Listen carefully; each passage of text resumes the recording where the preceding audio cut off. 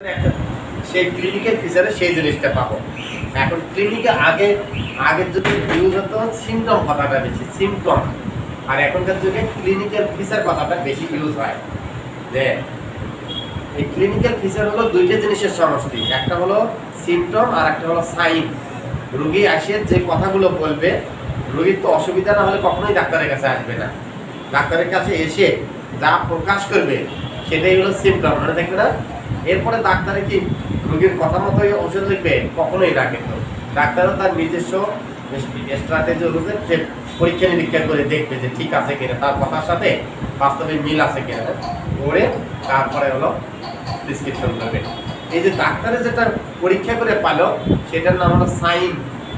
এই দুইটার সমষ্টিকেই বলা হলো ক্লিনিক্যাল ফিচার। তাহলে সিমটম, এখানে নিচে দেখেন সিমটম যোগ সাইন, এই দুইটার সমষ্টিকেই বলা হয় হলো ক্লিনিক্যাল ফিচার।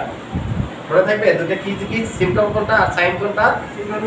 রোগী যেটা এসে বলবে দেখাবে সেটা হলো সিমটম, আর ডাক্তার যেটা পরীক্ষা করে পাবে সেটা হলো, যেমন রোগী বললো যে আমার গা গরম হয়ে গেছে, মনে হয় জ্বর আছে, আমার গা কাঁপতেছে, ডাক্তার কি করবে? থার্মোমিটার দিয়ে দেখবে যে তার তাপমাত্রা কত। তাহলে যে পরীক্ষা করে ফেলো তার তাপমাত্রা 102 ডিগ্রি ফারেনহাইট, তাই না? রোগী এসে বলবে আমার ঘা ব্যথা করতেছে, মাথা ব্যথা করতেছে, মনে হয় প্রেশার বাড়তে পারে। এরকম এখন বাড়ছে না কমছে এটা ডাক্তারে আন্দাজ করে বলতে পারে, কিন্তু অ্যাকচুয়ালি বলতে পারবে না না পরীক্ষা করা পর্যন্ত যে তার প্রেশার কত। মাপবে যেটা পালো যে তার বিপি কত, ধরেন 130/90। তাহলে এটা হলো ক্লিনিক, ওটা কি সাইন না সিমটম? ওটা হলো সাইন। ক্লিয়ার বোঝা গেছে? এই দুটোর সমষ্টি কি একসাথে লেখা হয়, আর সেটা কি বলা হলো ক্লিনিক্যাল ফিচার। বোঝা গেছে? তারপরে রোগের ট্রিটমেন্ট। আচ্ছা, এর পাশাপাশি কোনো কোনো ক্ষেত্রে ইনভেস্টিগেশন থাকে, কিন্তু ক্লিনিক্যাল ফিচারের পরে ইনভেস্টিগেশন, তবে শর্টকাটে ইনভেস্টিগেশনগুলো খুব সংক্ষিপ্ত আকারে করা হয়। ইনভেস্টিগেশন মানে পরীক্ষা যে দেওয়া হয় ল্যাবে যে পোস্ট টেস্ট দেওয়া হয়, কোন রোগের কোন টেস্ট দেবো সেটা। এরপরে 5 নম্বর হলো ট্রিটমেন্ট, ট্রিটমেন্ট হলো চিকিৎসা। আর 6 নম্বর হলো কমপ্লিকেশন। এই পয়েন্টগুলো পড়ানো হবে প্র্যাকটিস অফ মেডিসিনের শিটে। কমপ্লিকেশন মানে জটিলতা। দেখেন জটিলতা মানে যে চিকিৎসা করলাম না, পরবর্তীতে কি ঘটবে, কি ঘটতে পারে, সেটাই হলো কমপ্লিকেশন। বলা গেছে? ইনভেস্টিগেশন হলো পরীক্ষা নিরীক্ষা।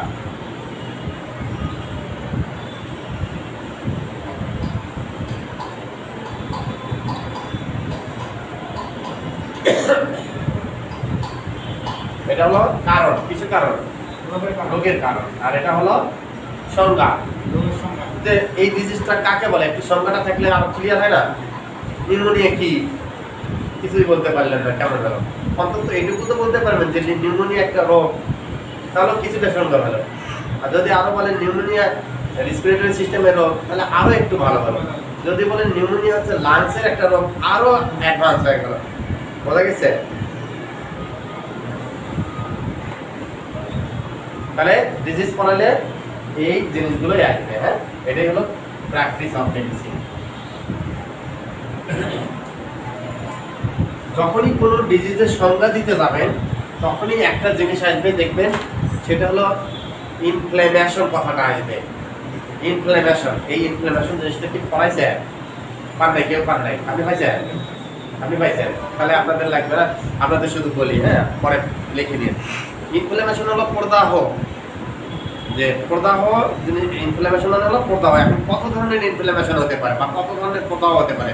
একটা হলো পেইন, এই যে পেইন মানে আঘাত করলাম ব্যথা পেলে, ওই ব্যথাটাই হলো পেইন। তারপরে একটা হলো সোয়েলিং, সোয়েলিং মানে ফুলে ওঠে, যেমন টনসিলাইটিস হলে টনসিল ফুলে ওঠে, ঠিক আছে? তাহলে ওইটা হলো, হ্যাঁ, ওটা হলো সোয়েলিং। তাহলে একটা হলো পেইন, একটা হলো সোয়েলিং, একটা হলো বার্নিং, জ্বালা পোড়া করা, আগুনে পুড়ে গেছে, দেখবেন জ্বালা পোড়া করতেছে, ঠিক আছে? 3টে গেল। ইসিং, ইসিং মানে চুলকানো। এই কয়টা পয়েন্ট কিন্তু একদম মুখস্থ করবেন, আমি দ্রুত লিখে দিই। সিম্পটম অফ ইনফ্ল্যামেশন, এটা একদম লাগবে। ইনফ্ল্যামেশনের সিম্পটম সমূহ। এক নম্বর হলো পেইন, 2 সোয়েলিং, 3 ইচিং, ITCHING ইচিং, 4 বার্নিং, একটু বার্নিং, তারপরে রেডনেস লাল হওয়া, 6 নম্বর ওয়ার্মনেস উষ্ণ হওয়া,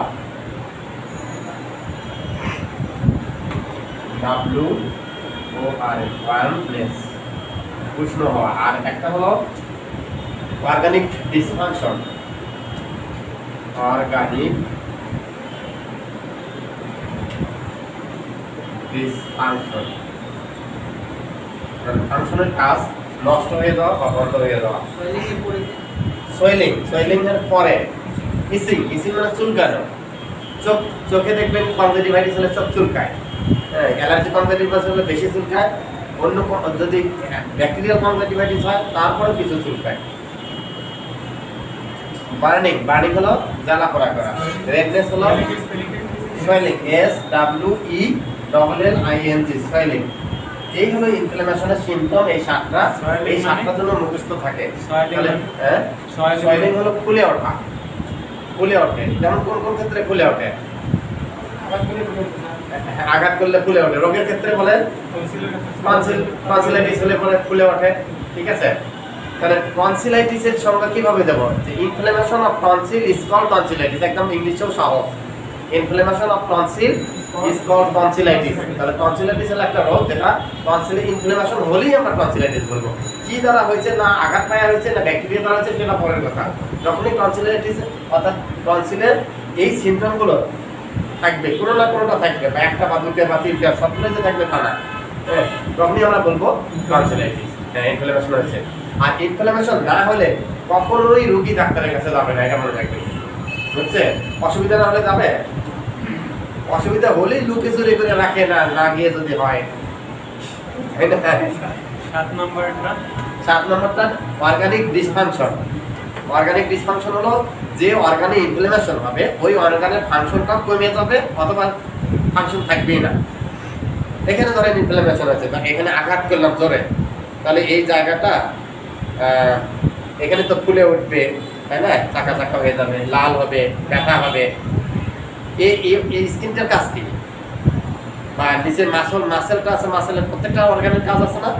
স্কিনের কাজ আছে। স্কিনের কাজ একটা প্রোটেক্টর হিসেবে কাজ করতেছে, মেসেঞ্জার হিসেবে মেসেজ এদিকে নার্ভ আছে, নার্ভের মাধ্যমে পৌঁছে দিচ্ছে। এখন এই জায়গাটা যদি পুড়ে ফেলাই বা ক্ষতগ্রস্ত হয় বা একদম এবড়ো থেবড়ো করে ফেলি, তাহলে ওই কাজটা কিন্তু করতে পারবে না। মশা কামড় দেবে, বুঝবোই না যে মশা কামড় দিচ্ছে। বোঝা যাচ্ছে? ওটাকে বলা হয় অর্গানিক ডিসফাংশন। তারপরে ধরেন টনসিলাইটিস হচ্ছে। টনসিলের কাজ কি? টনসিলের কাজ হলো না, টনসিলের কাজ তো আছে। টনসিল কোন সিস্টেমের অর্গান? ইমিউন সিস্টেমের অর্গান। ইমিউন, এগুলো পড়বেন। ইমিউন সিস্টেম সবচেয়ে গুরুত্বপূর্ণ কি বাসায় স্টাডি করবেন হলো যে প্রত্যেকটা সিস্টেমের অর্গানগুলো কি কি, কোন অর্গানটা কোথায় থাকে নিজেরা স্টাডি করেন। ধরেন কক্সবাজার থেকে আসেন, চট্টগ্রাম সুযোগ পান না, যে রেসপিরেটরি সিস্টেমের অর্গানগুলো কি কি দেখি, আমি একটু ছবিতে দেখি, ইয়েগুলো দেখি মিললে কি না। হ্যাঁ, তারপরে হলো ইমিউন সিস্টেমের অর্গানগুলো কি কি, ডাইজেস্টিভ সিস্টেমের অর্গানগুলো কি কি, অর্গানগুলো আগে বেশি করে পড়বেন। তাহলেই দেখবেন একসময় ওর ভিতরে ঢুকে গিয়ে অনেক কিছু জানতে পারছেন। এখন দেখেন ইমিউন সিস্টেমের যে অর্গানগুলো আছে, সেই অর্গানগুলো যে টনসিল ইমিউন সিস্টেমের অর্গান, অ্যাপেন্ডিক্স এখানে থাকে, অ্যাপেন্ডিক্সে ইমিউন সিস্টেম। এগুলোর কাজ কি? এগুলোর কাজ হলো রোগ প্রতিরোধ করা। তাহলে যদি টনসিলাইটিস হয়, রোগ প্রতিরোধ ক্ষমতা কিন্তু কমে যাবে। তার বোঝা গেছে?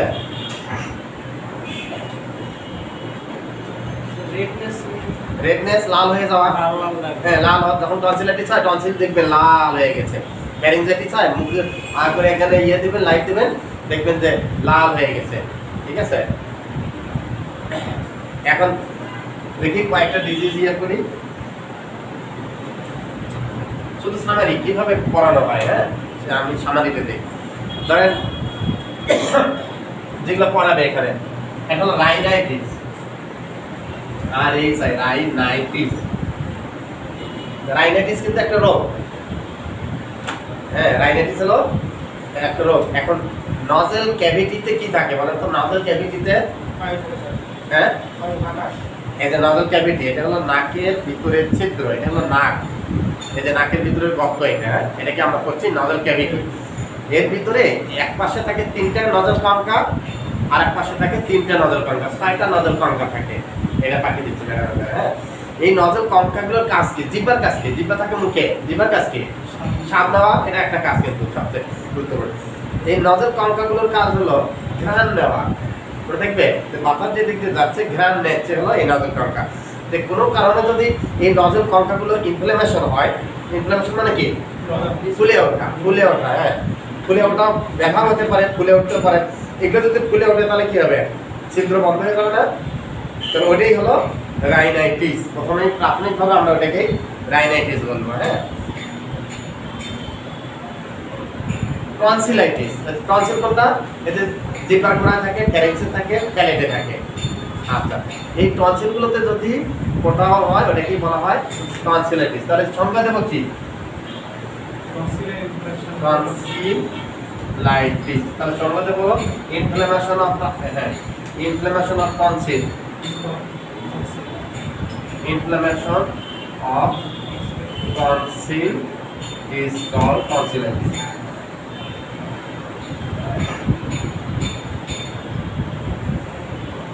ওইটা এরকম ইনফ্লামেশন অফ ওই জিনিসটার নাম কি? নজেল কঙ্কা দিলেও হবে, নজেল কঙ্কাও যদি দেন তাও কোনো অসুবিধা নেই। Inflammation of nasal concha is called rhinitis. অথবা ইনফ্লামেশন অফ নজেল মিউকাস, ওই ভিতরে ওই যে মিউকাস উপরে পর্দা থাকে, তো পর্দাটাই বেশি খুলে ওঠে। হ্যাঁ, inflammation of nasal mucus is called rhinitis.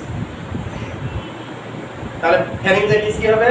Inflammation of pharynx is called pharyngitis. দেখছেন? তাহলে যে কোনো ডিজিজ করতে আমার কিন্তু ইনফ্লামেশন শব্দটা বোঝা লাগে। ইনফেকশন উচ্চারণ করা যাবে না? হ্যাঁ, ইনফ্লামেশনের জায়গায় ইনফেকশন না, ইনফেকশন এক জিনিস, ইনফ্লামেশন এক জিনিস। ইনফেকশন সেটা অবশ্যই জীবাণু ঘটিত হবে, বলা গেছে। ইনফেকশন অবশ্যই জীবাণু দ্বারা হতে হবে, তখনই হলো ইনফেকশন। আর ইনফ্লামেশন যে কোনো কারণেই হোক ফুলে গেছে বাবু, ওই যে ওই লক্ষণগুলো, সেটা কি বলবো আমরা? ইনফ্লামেশন। ইনফেকশনের কারণেও ইনফ্লামেশন হতে পারে। কোনো জায়গায় ইনফেকশন আছে তার কারণেও ইনফ্লামেশন হতে পারে, আঘাত পালেও ইনফ্লামেশন হতে পারে, বা কোনো এই যে কেমিক্যালের কারণেও ইনফ্লামেশন হতে পারে।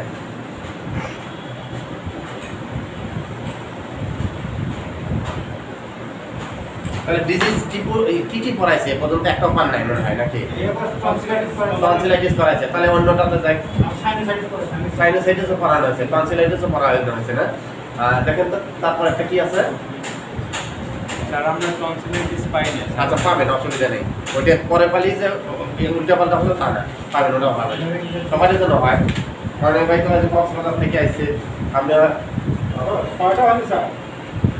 হ্যাঁ হ্যাঁ এগুলো হয়েছে। এরপরে কোনটা পরে দেখেন তো? নিউমোনিয়া। ওই নিউমোনিয়া কোন জায়গায় হয়? অ্যালভিউলাস। অর্থাৎ ওটা অ্যালভিউলাসের সমষ্টিকে বলা হয় লাং প্যারেনকাইমা। ওই লাং প্যারেনকাইমাতে হলো নিউমোনিয়া। তাহলে নিউমোনিয়া সম্পর্কে জানেন ভালো করে। স্ট্রাকচার মনে আছে তো রেসপিরেটরি সিস্টেমের? ওই অর্গানগুলো যদি মনে না থাকে তাহলে নিউমোনিয়া কিন্তু বুঝবেন না, ঠিক আছে? আর একটা জিনিস বলে যাই, সেটা হলো এই জায়গাটা হলো মাঝখানে। এখান থেকে নিচের অংশ হলো লোয়ার রেসপিরেটরি ট্র্যাক্ট বা লোয়ার রেসপিরেটরি সিস্টেম, আর উপরের অংশ হলো আপার রেসপিরেটরি। এই জায়গায় কোনো সমস্যা হলে দেখবেন হাসি আসবে, আর এইখানে সমস্যা হলে হাসি আসবে। এটা কিন্তু সবচেয়ে।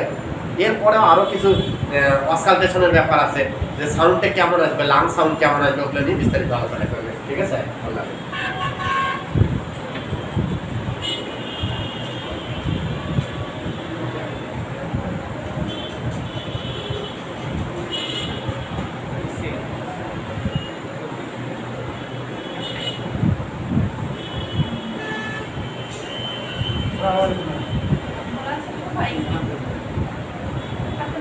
আগে নিয়েছিলাম একবার ক্লাস না?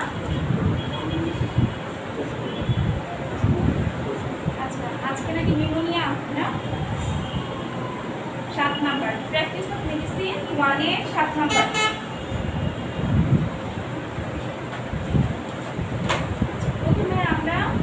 জানবো হচ্ছে লাংসটা। আমাদের আজকের টপিক হচ্ছে প্রথমে নিউমোনিয়া।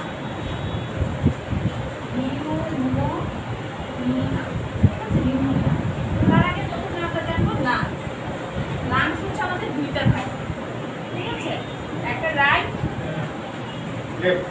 না, আরেকটা হচ্ছে আমার লেফট না।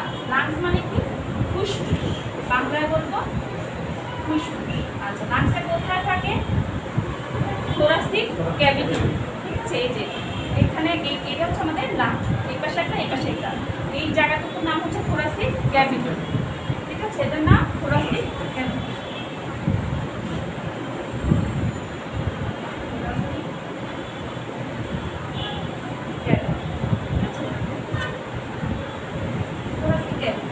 আচ্ছা, এখন এই থোরাসিক ক্যাভিটিতে থাকে এই লাংসের যখন ইনফ্লামেশন হয়, এই লাংসের যখন কি হয়?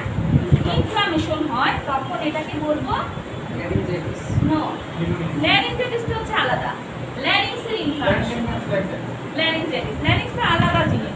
ল্যারিংস হচ্ছে এই যে আপনার নাকের ছিদ্র, হ্যাঁ? আর এটা হচ্ছে আপনার নাকের মানে নেজাল ক্যাভিটি।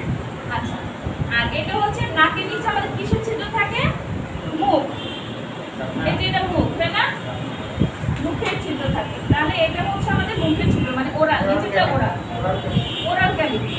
আচ্ছা, এই ওরাল ক্যাভিটি এই দুইটা হচ্ছে এর সামনে দিকে। এই যে এটা যেটা গেল, এই দেয়ালটার সামনের দেয়ালটার নাম হচ্ছে, এইদিকে যেটা গেল ভিতর দিয়ে, সেটার নাম হচ্ছে ল্যারিংস। সেটার নাম ল্যারিংস, সামনের দিকেরটা। আর এই যে নাকের ছিদ্র বরাবর এই যে পিছনের যে দেয়ালটা গেল, এটা হচ্ছে ফ্যারিংস। বুঝতে পারছেন আপনি?